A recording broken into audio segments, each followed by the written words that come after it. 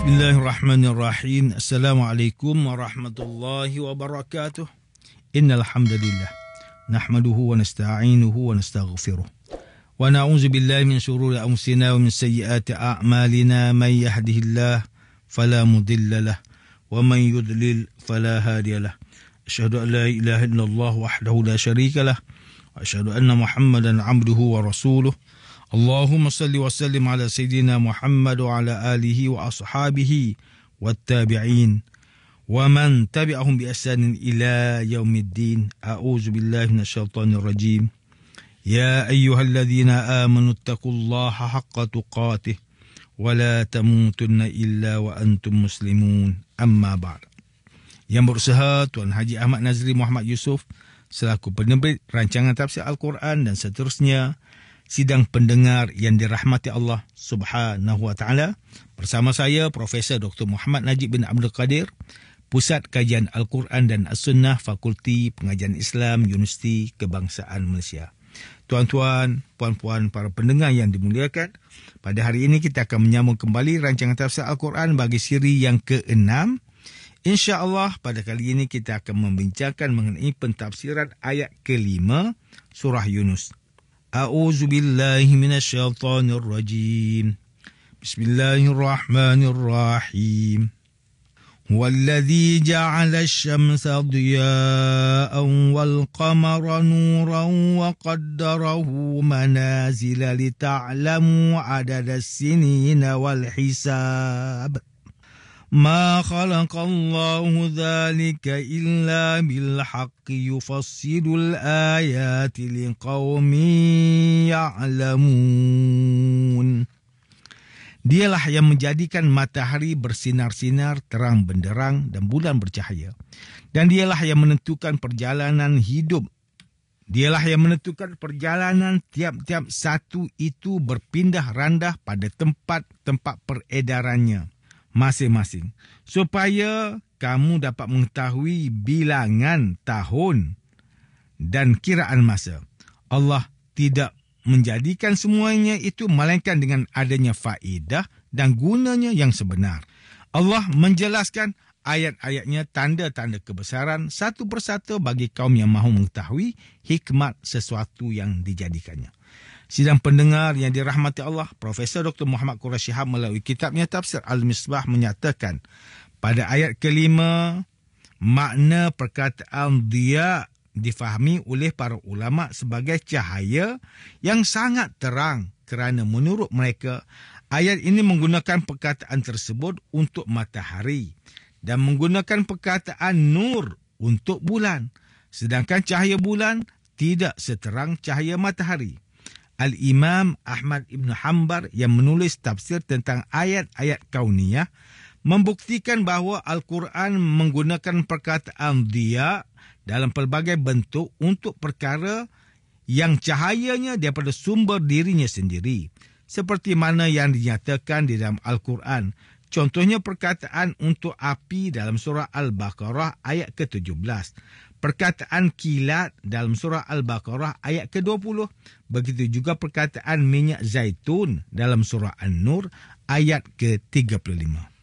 Penggunaan pada ayat ini untuk matahari membuktikan Al-Quran menyatakan bahawa sumber cahaya matahari daripada dirinya sendiri, bukan pantulan daripada cahaya lain. Oleh itu ayat ini mengandungi isyarat ilmiah yang merupakan salah satu daripada aspek kemukjizatan Al-Quran. Asy-Sya'rawi menulis bahawa ayat ini dinamai dengan diya kerana cahayanya menghasilkan panas atau kehangatan. Sedangkan kalimah nur memberi cahaya yang tidak terlalu besar dan juga tidak menghasilkan kehangatan. Di sini dapat difahami bahawa cahaya matahari bersumberkan dirinya sendiri dan cahaya bulan adalah pantulan daripada cahaya matahari. Seterusnya perkataan qaddarahu manazil, iaitu menjadikan bagi bulan manzilah sebagai tempat peredaran mengelilingi matahari pada setiap masa sehingga terlihat di bumi dengan posisi yang berbeza. Oleh itu pengiraan bulan-bulan qamariyah untuk mengelilingi bumi menempuh peredaran selama 29 hari, 12 jam, 44 minit dan 2.8 saat. Kemudian, perkataan liqaumi ya'lamun, iaitu bagi orang yang mengetahui, dijanjikan baginya tanda-tanda kebesaran Allah Subhanahu Wa Taala yang mempunyai rahsia alam yang terungkap bagi para peneliti. Sidang pendengar yang dimuliakan, Profesor Dr. Tengku Muhammad Hasbi As-Siddiqui menerusi kitabnya Tafsir An-Nur mentafsirkan ayat kelima surah Yunus ini dengan menegaskan bahawa Tuhanmu yang telah menjadikan langit dan bumi, itulah yang mengakibatkan matahari menyinari bumi pada siang hari, menjadi punca tenaga bagi alam seperti binatang ataupun tumbuh-tumbuhan untuk hidup, dan dialah yang menjadikan bulan bercahaya pada malam hari. Dia jualah yang telah mengatur waktu perjalanan bulan dalam falaknya pada beberapa tempat. Pada setiap malam, bulan singgah di satu manzilah. Dalam waktu 28 malam, anak bulan boleh dilihat dengan dari bumi. Allah Subhanahu Wa Taala menjadikan peredaran dari satu manzilah ke satu manzilah agar dapat diketahui bilangan tahun dan perhitungan waktu bagi bulan dan hari untuk kepentingan ibadah dan muamalat. Allah Subhanahu Wa Taala menjadikan fenomena kejadian alam ini sebagai tanda menunjukkan kebesaran dan kekuasaannya kepada umat manusia.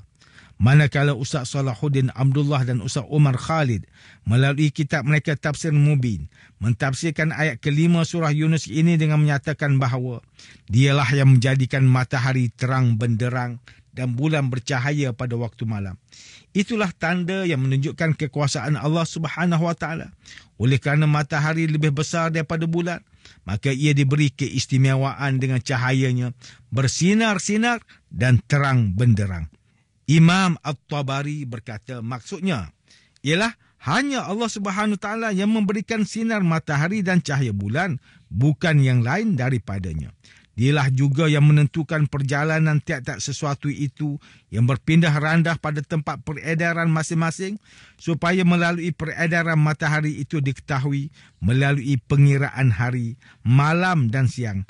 Manakala melalui perjalanan bulan pula dapat diketahui bilangan bulan dan tahun bagi kiraan masa. Allah Subhanahu Wa Taala tidak menjadikan semuanya itu tanpa tujuan, bahkan ia mempunyai faedah yang besar.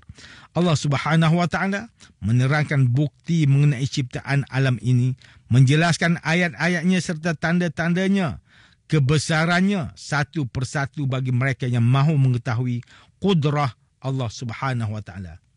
Abu Su'ud berkata, kaum yang mengetahui nikmat di sebalik penciptaan alam ini akan dapat membuat kesimpulan bahawa Tuhan yang Maha Agung dan Maha Mulialah yang menciptakannya, kerana dengan penelitian dan kajian terhadap alam ini akan terbukti bahawa tidak ada sesiapa pun yang mampu menciptakannya sebegini indah dan teratur kecuali Allah Subhanahu Wa Taala.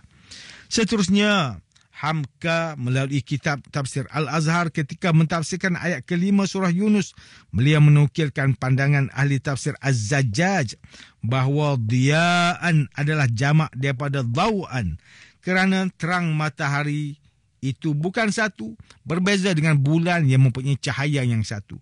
Maka pakar warna berkata bahawa terang sinar cahaya matahari itu tersusun daripada warna yang 7. Ia dapat dilihat pada waktu pagi dikenali sinaran yang mengandungi ultraviolet. Kadang-kadang sinar itu memecah dan memantulkan pelbagai campuran warna pada waktu pagi, tengah hari, petang, musim panas dan musim sejuk. Sebab itulah apa yang dikatakan oleh Az-Zajjaj bahawa diya'an bukan kalimah mufrad, malaikat jamak, dan bulan disebutkan dengan nur, kata mufrad bererti satu cahaya. Seterusnya, ahli-ahli falak menamakan manazil atau tempat peredaran bulan itu pada zaman purbakala, sejak manusia memerhati keindahan langit di malam hari yang cerah. Dalam bahasa Arab disebut 28 manazil. Setiap manazil itu terdapat bulan yang dapat dilihat dengan mata. Jikalau bilangan bulan 30 manazil, maka 2 malam tidak akan dapat melihat anak bulan. Ayat ini juga menjelaskan perjalanan bulan yang teratur, kedudukan menurut bintang dan nama-nama bintang tempat-tempat tertentu agar kamu mengetahui pengiraan hisab setiap saat, minit, jam, hari, bulan dan tahun-tahun yang akan dilalui. Di akhir ayat ini Allah Subhanahu wa taala menyatakan pada kalimah ya'lamun, iaitu orang yang mengetahui.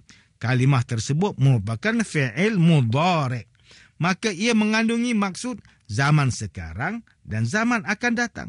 Ia menunjukkan isyarat bahawa tanda-tanda kebesaran Allah ini tidak ada hadnya, agar para pencinta ilmu tidak berhenti membuat kajian atau disebut sebagai ilmu falak sama ada hari ini, esok atau seterusnya. Sidang pendengar yang dirahmati Allah, demikianlah tafsir bagi ayat kelima surah Yunus menurut pentafsiran oleh para ulama. Kesimpulannya, ayat ini menceritakan perihal kesempurnaan Allah Subhanahu Wa Taala dalam nama-nama dan sifat-sifatnya berupa penciptaan matahari, langit dan bumi serta segala sesuatu yang dia ciptakan padanya di dalam bentuk yang pelbagai. Lalu dia menyatakan bahawa ini adalah tanda-tanda kebesarannya bagi kaum yang mengetahui.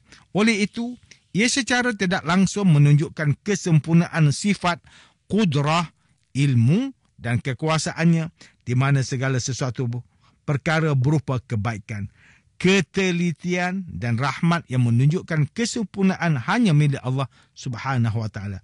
Ayat ini mengandung dorongan dan ajakan untuk merenungi dan melihat penciptaannya, untuk mengambil pelajaran, kerana itu akan menambah keimanan dan kesempurnaan akal bagi seorang hamba.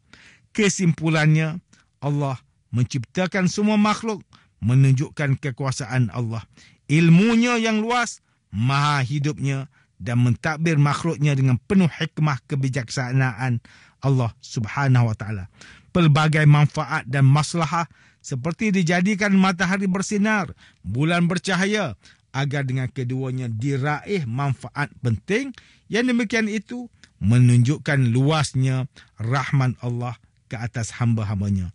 Sidang pendengar yang dimuliakan, antara pengajaran yang boleh kita ambil daripada tafsir ayat kelima surah Yunus ini ialah, pertama, hati seorang hamba perlulah sentiasa disirami dengan peringatan berkaitan keagamaan agar dapat merasakan kekerdilan diri berbanding kekuasaan Allah yang Maha Esa.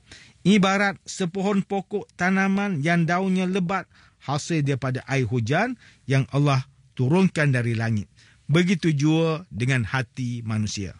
Kedua, berfikir dan merenungi penciptaan makhluk-makhluk Allah Subhanahu Wa Taala dapat membantu seseorang untuk menambah keyakinan dan keimanan seseorang akan kekuasaan Allah.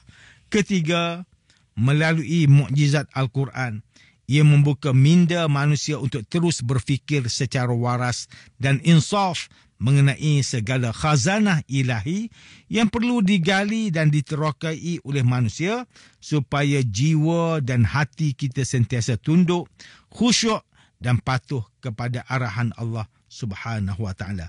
Sidang pendengar yang dirahmati Allah, sekian sahaja rancangan tafsir Al-Quran pada hari ini. Semoga kita semua mendapat manfaat daripada perbincangan ilmu ini. Insya-Allah, mudah-mudahan kita akan bertemu lagi pada siri rancangan tafsir Al-Quran yang akan datang. Wabillahi taufiq wal hidayah. Wassalamualaikum warahmatullahi wabarakatuh.